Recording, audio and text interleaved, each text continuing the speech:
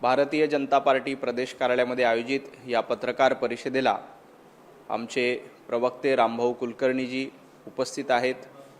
आपल्या सर्व पत्रकार मित्रांचं मी या पत्रकार परिषदेमध्ये स्वागत करतो। आज जनाब संजय राऊत यांनी पत्रकार परिषद घेतली आणि या पत्रकार परिषदेमध्ये बोलत असताना मराठी भाषेची लिपी रोमन लिपी असल्याचा जावाई शोध संजय राऊतांनी लावला। संजय राऊत गेल्या 15-20 वर्षापासून सामनाचे संपादक म्हणून घेतात। मराठी भाषेचा पुळका आपल्यालाच आहे असा दावा सातत्याने संजय राऊतांच्या माध्यमातून केला जातो। शब्दालंकार पुस्तकं वाचावी असे सल्ले संजय राऊत लोकांना देत असतात आणि आज पत्रकार परिषदेमध्ये बोलताना मराठी भाषेची लिपी रोमन लिपी असल्याचा जावाई शोध संजय राऊतांनी लावला। महाराष्ट्रातल्या सगळ्यांना माहिती आहे की मराठी भाषेची लिपी ही देवनागरी लिपी आहे, परंतु संजय राऊतांनी नवीन जावाई शोध लावून रोमन लिपी ही मराठी भाषेची लिपी असल्याचं सांगतायत। संजय राऊत, तुमचं मराठीचं प्रेम किती बेगडी आहे हे या निमित्ताने लक्षात येतं। तुम्ही सकाळी पत्रकार परिषद घेऊन मराठी भाषेची तर पूर्णतः वाट लावलेली आहे। सकाळी ज्या भाषेमध्ये तुम्ही पत्रकार परिषद घेता ते भाषा जर का बघितली तर मराठीचा स्तर आणि राजकारणाचा स्तर किती खालावला जातो याचं उदाहरण या निमित्ताने आपल्याला लक्षात येतं। आणि आता आपण बघतोय की संजय राऊत असा दावा करतायत की रोमन लिपी ही मराठी भाषेची लिपी आहे। संजय राऊत हा जावाई शोध नेमका कुठून लावला? रोमन लिपी ही वेगळी आहे आणि देवनागरी लिपी वेगळी आहे हेचा साधं नॉलेज किंवा याची साधी माहिती संजय राऊत तुम्हाला नाही की जाणीवपूर्वक मराठीला बदनाम करण्याचा तुमचा प्रयत्न आहे। देवनागरी लिपी ही मराठीची लिपी आहे, परंतु संजय राऊत तुम्ही सांगतायत की रोमन लिपी ही मराठीची लिपी आहे। कशा पद्धतीनं मराठीबद्दलचा प्रेम, मराठीबद्दलचा अभिमान, मराठीबद्दलची माहिती तुम्हाला आहे। स्वतः संपादक म्हणून घेतायत, 15-20 वर्षापासून सामनाचे संपादक होतात। कदाचित याचमुळे उद्धवजी ठाकरे यांनी तुम्हाला मुख्य संपादक करण्याच्या ऐवजी कार्यकारी संपादक ठेवणं पसंत केलं। उद्धवजी ठाकरेंना तुमच्या या सगळ्या करामती माहिती पडल्या असतील, त्यामुळेच उद्धवजी ठाकरे यांनी तुम्हाला मुख्य संपादक आजपर्यंत केलं नाही, कार्यकारी संपादक पदावर तुम्हाला समाधान मानावं लागलं। कारण मराठी लिपी ही देवनागरी आहे, रोमन नाही हे पहिलीतल्या मुलाला देखील माहीत असतं।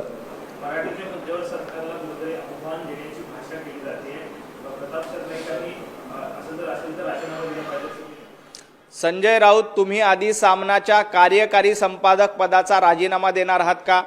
कारण तुम्हाला मराठीची लिपी कुठली माहीत नाही तर तुम्ही मराठी दैनिकांचे संपादक म्हणून काम करण्याच्या पात्रतेचे आहात का याचा विचार केला पाहिजे। राहिला प्रश्न मराठी सक्तीचा, तर महाराष्ट्रामध्ये मराठी सक्तीचीच आहे। मराठी प्रत्येकाला आली पाहिजे ही राज्य सरकारची भूमिका आहे, महायुतीची भूमिका आहे, भारतीय जनता पार्टीची भूमिका आहे। परंतु मराठीच्या नावानं गुंडागिरी करणं, मराठी आली नाही तर आम्ही तुम्हाला कानाखाली मारू, अशा पद्धतीची भाषा देशातल्या कुठल्याही राज्यामध्ये सहन केली जात नाही। तुम्ही उल्लेख केला की गुजरातमध्ये गेलं तर गुजराती आली पाहिजे, कर्नाटकमध्ये गेलं तर कानडी आली पाहिजे, उत्तर भारतामध्ये गेलं तर हिंदी आली पाहिजे। निश्चितपणे त्या राज्यातली स्थानिक भाषा तुम्हाला आली पाहिजे, परंतु ती भाषा येत नसेल तर आम्ही तुमच्या कानाखाली मारू, हे सहन केलं जाणार नाही। राज्य सरकारची भूमिका आहे की महाराष्ट्रामध्ये तुम्हाला उद्योग करायचा आहे, रिक्षा चालवायचा आहे, टॅक्सी चालवायची, पाणीपुरी विकायची, जे काही करायचं असेल ते करा, परंतु तुम्हाला मराठी आली पाहिजे, मराठी या सगळ्या बांधवांनी शिकली पाहिजे, हीच आमची भूमिका आहे। भाषा हे संवादाचं माध्यम असलं पाहिजे, ते विसंवादाचं किंवा हाणामारीचं माध्यम होता कामा नये, अशाच पद्धतीची राज्य सरकारची भूमिका आहे।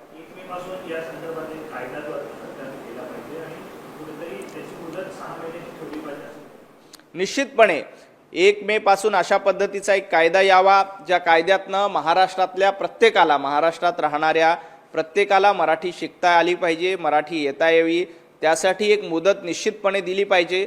परंतु अशा पद्धतीची गुंडगिरी किंवा झुंडशाही सहन केली जाणार नाही, कारण या देशामध्ये संविधानानं आपल्या कुठल्याही राज्यामध्ये म्हणजे तुम्ही गुजरातमध्ये जाऊन राहू शकता आणि गुजराती शिकलंच पाहिजे असं काही गुजरातमध्ये कंपल्सरी नाहीये, परंतु त्या त्या ठिकाणची भाषा आली पाहिजे या मताचे आम्ही आहोत।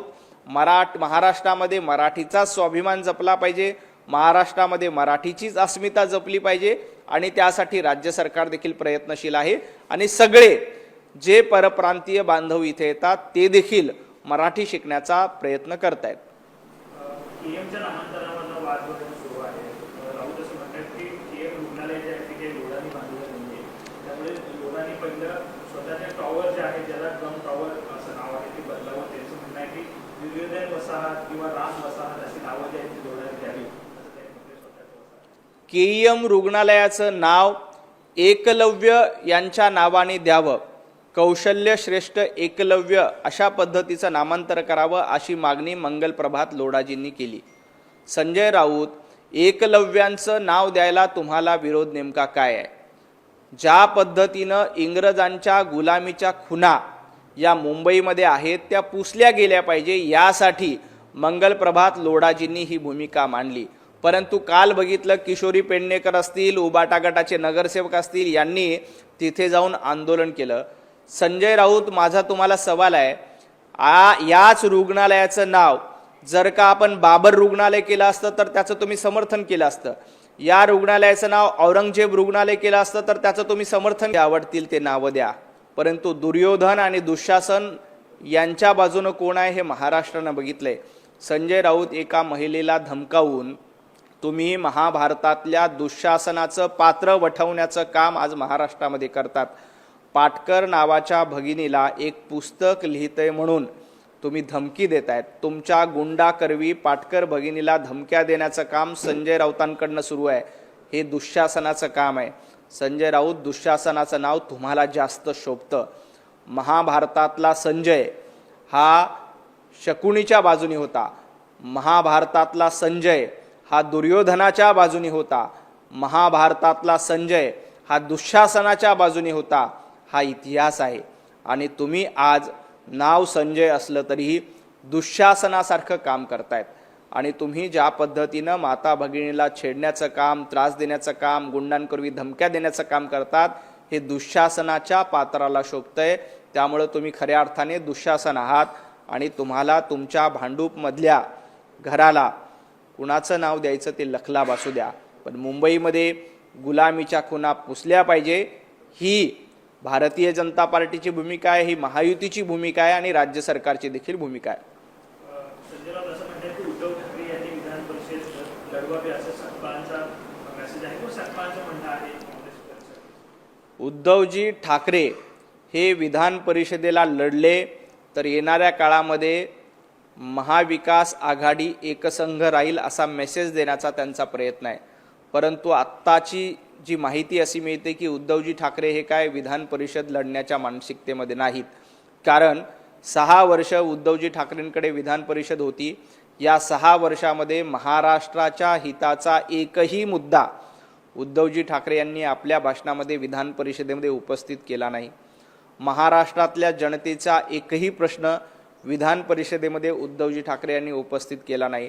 उद्धवजी ठाकरे यांची विधान परिषदेतल्या कामकाजाचा सहभाग आणि उपस्थिती बघितली तर 50% उपस्थिती देखील विधान परिषदेमध्ये उद्धवजी ठाकरे यांची नाही। त्यामुळे अशा पद्धतीची विधान परिषद ही जनतेचा आवाज उठवण्यासाठी असते, जनतेची प्रश्न सोडवण्यासाठी असते। ती विधान परिषद उद्धवजी अडवणार आहेत का याचा उद्धवजींनी स्वतःच्या अंतरात्म्याला एकदा आवाज केला पाहिजे आणि मग विधान परिषद लढवण्याबद्दलची भूमिका जाहीर केली पाहिजे। संजय राऊतांनी जो शब्द वापरलाय की उद्धवजी ठाकरे काळजीपूर्वक लक्ष देत आहेत, ही काळजी नेमकी काय आहे?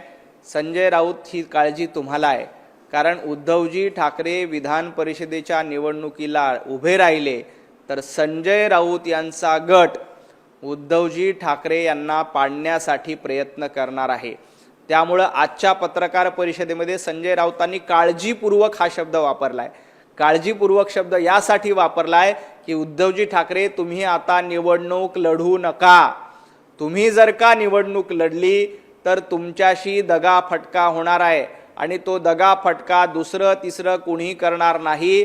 उबाटा गटामध्ये संजय राऊत यांचा जो गट सक्रिय आहे तो सक्रिय असलेला गट उद्धवजी ठाकरे यांना विधान परिषदेमध्ये पाडण्यासाठी प्रयत्न करणार आहे.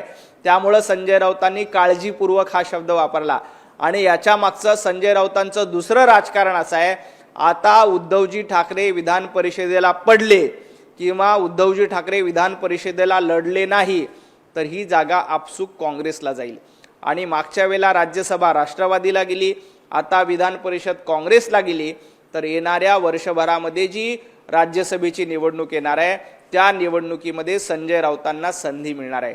संजय राऊत आपली राजकीय पोळी भाजण्यासाठी उद्धवजी ठाकरे यांना काळजीपूर्वक वागण्याचा सल्ला देत आहेत. आणि उद्धवजी ठाकरे चुकून लढले तर त्यांना पाडण्याचा प्रयत्न देखील संजय राऊत यांच्या गटाकडनं केला जाईल. काँग्रेस असं म्हणते की जर उद्धव ठाकरे विधान परिषदेची जागा लढायला तयार असतील तर आम्ही तयार आहोत. निश्चितपणे काँग्रेसची इच्छाच आहे की मागच्या वेळेला राज्यसभेची निवडणूक राष्ट्रवादीने लढली, राष्ट्रवादी जिंकली. यावेळेला विधान परिषदेची निवडणूक काँग्रेसला मिळावी अशी हर्षवर्धन सपकाळांची स्वतः इच्छा आहे. हर्षवर्धन सपकाळ जवळपास वर्षभरापासून प्रदेशाध्यक्ष झालेत, परंतु त्यांच्याकडे एकही संविधानिक पद नाही. स्वतः हर्षवर्धन सपकाळ यांना विधान परिषदेवर जाण्याची इच्छा आहे, आमदार होण्याची इच्छा आहे. त्यामुळं हर्षवर्धन सपकाळांना हे वाटतं की आता हा गोल्डन चान्स आहे. आता आपल्याला आमदारकी मिळाली तर आपण विधान परिषदेमध्ये आमदार म्हणून जाऊ शकतो, नाहीतर नुसतं काँग्रेसच्या प्रदेशाध्यक्षांना कोण विचारतं हे आपल्याला माहिती आहे. त्यामुळं काँग्रेसमध्ये स्वतः हर्षवर्धन सपकाळ यांनी देखील हायकमांडकडे तशी इच्छा व्यक्त करून दाखवली की ही विधान परिषद प्रदेशाध्यक्ष म्हणून मला द्यावी. आणि त्यासाठी हर्षवर्धन सपकाळ यांचा देखील प्रयत्न आहे. आणि त्यासाठी संजय राऊत देखील हर्षवर्धन सपकाळांना मदत करतायत की ही विधान परिषद हर्षवर्धन सपकाळांनीच लढली पाहिजे आणि पुढची राज्यसभा संजय राऊतांना मिळाली पाहिजे. हे धूर्त राजकारण संजय राऊत यांच्या मार्फत चालू आहे. शिंदेच्या शिवसेनेकडून बच्चू कडू यांना विधान परिषदेची उमेदवारी दिली जाणार असल्याची चर्चा आहे. परंतु बच्चू कडू यांचा जो पक्ष आहे तो शिंदेच्या शिवसेनेत विलीन करा अशी एक ऑफर जी आहे त्यांना दिली आहे. एकनाथजी शिंदे यांनी बच्चू कडू यांना उमेदवारी द्यावी, नीलमताईंना उमेदवारी द्यावी किंवा आणखी एक उमेदवार घ्यावा, त्याच्याशी भारतीय जनता पार्टीचं काहीही देणं घेणं नाही. एकनाथजी शिंदे यांचा पक्ष स्वतंत्र आहे, तो त्यांचा निर्णय घेतील. बच्चू कडू हे जर का शिवसेनेमध्ये आपलं पूर्ण पक्ष विलीन प्रहार संघटना विलीन करण्याच्या तयारीत असतील तर त्यालाही भारतीय जनता पार्टीचा विरोध असण्याचं कारण नाही. हा निर्णय एकनाथजी शिंदे आणि बच्चू कडू या दोघांनी मिळून घ्यायचा आहे. विधान परिषदेसाठी भाजपला 5 जागा ज्या आहेत मिळणार आहे ती बहुगर्दी पाहायला मिळते आणि जर इच्छुक आहे त्यामुळे अगदी शेवटच्या दिवशी भाजपची यादी जी आहे ती 30 तारखेला येईल अशी एक चर्चा. आज उद्या दिल्लीमध्ये या संदर्भात बैठक होईल. या बैठकीमध्ये केंद्रीय नेतृत्वाकडनं महाराष्ट्रातून पाठवलेली नावं यांच्यावर चर्चा होईल आणि येत्या 48 तासामध्ये विधान परिषदेची नावं घोषित होतील. जशी नावं घोषित होतील तसं आपल्याला देखील कळेल, आम्हाला देखील कळेल. ज्या पद्धतीने महाविकास आघाडीमधनं विधान परिषद उमेदवार कोण याच्यावरून पाय मिळते, दुसरी त्याची एक बाजू अशी काँग्रेसकडनं असं सगळं जावं अशा पद्धतीचं म्हणजे तुम्ही सांगितल्याप्रमाणे संजय राऊतांची भूमिका आहे. मात्र बाळासाहेब थोरात यांचं नाव पक्ष शक्तीकडनं फायनल सांगत आहे. हर्षवर्धन सपकाळ यांनी स्वतःसाठी पूर्णतः लॉबिंग केलेली आहे. हर्षवर्धन सपकाळ हे दिल्लीमध्ये जाऊन आपल्या हायकमांडला भेटलेत आणि त्यांची अशी इच्छा आहे की मी काँग्रेसचा प्रदेशाध्यक्ष आहे, मला काँग्रेसमध्ये कुणीही विचारत नाही. विजय वडेट्टीवार मला विचारत नाहीत, नाना पटोले मला विचारत नाहीत, बाळासाहेब थोरात मला विचारत नाहीत, त्यामुळं मला किमान आमदार तरी करा म्हणजे 4 कार्यकर्ते मला विचारतील. म्हणून हर्षवर्धन सपकाळ यांची भूमिका आहे की ही एक चांगली सुवर्ण संधी मला आहे की आमदार करण्याची, नाहीतर पुढच्या 2 वर्षामध्ये आणखी काँग्रेसचा कुठलाही आमदार होणार नाही. आणि याच्यामध्ये हर्षवर्धन सपकाळांची टर्म ही प्रदेशाध्यक्षपदाची देखील संपुष्टात येईल. त्यामुळं ही एक नामी संधी आहे असं हर्षवर्धन सपकाळांना वाटतं. त्यामुळं हर्षवर्धन सपकाळ पूर्ण लॉबिंग लावतायत आणि मलाच यावेळेला आमदारकीची संधी मिळावी यासाठी ते प्रयत्न करतायत.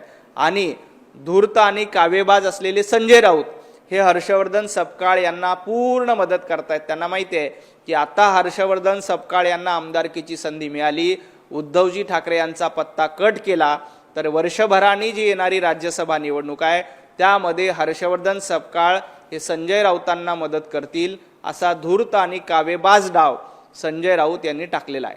हर्षवर्धन सपकाळ वारंवार सांगतात महाविकास आघाडीचा चेहरा उद्धव ठाकरे आहे ते जर प्रतिनिधित्व असेल तर आमचं त्याला पाठिंबा आहे. हर्षवर्धन सपकाळ यांना पूर्ण कल्पना आहे की उद्धवजी ठाकरे आता निवडणूक लढण्याची शक्यता कमी आहे. त्याचं कारण मगाशी पण मी सांगितलं की उद्धवजी ठाकरे निवडणुकीला उभे राहिले तर उभाटा गटाचे काही आमदार जे संजय राऊत यांच्या गटामध्ये आहेत ते क्रॉस वोटिंग करतील आणि उद्धवजी ठाकरे यांचा पराभव करतील. संजय राऊत यांनी त्याची पूर्ण मोर्चे बांधणी केली. जर का उद्धवजी ठाकरे विधान परिषदेच्या निवडणुकीला उभे राहिले तर एक वेगळा उमेदवार या निवडणुकीच्या रिंगणामध्ये येऊ शकतो आणि त्या बाहेरच्या उमेदवाराला मदत करायची असं धोरण संजय राऊत यांच्या गटाच्या आमदारांनी ठरवलेलं आहे. त्यामुळं 4-5 मतं इकडे तिकडे झाले तरी उद्धवजी ठाकरे यांचा पराभव होऊ शकतो हे संजय राऊतांना ठाऊक आहे. त्यामुळं संजय राऊत या निवडणुकीमध्ये उद्धवजी ठाकरे यांचा पराभव करण्यासाठी पूर्ण व्यूहरचना आखतायत, षडयंत्र आखतायत आणि जर का उद्धवजी निवडणूक लढले तर कदाचित संजय राऊतांच्या धूर्तपणामुळे उद्धवजींचा महाविकास आघाडीमधून पराभव होऊ शकतो. एबीपी माझा, उघडा डोळे बघा नीट.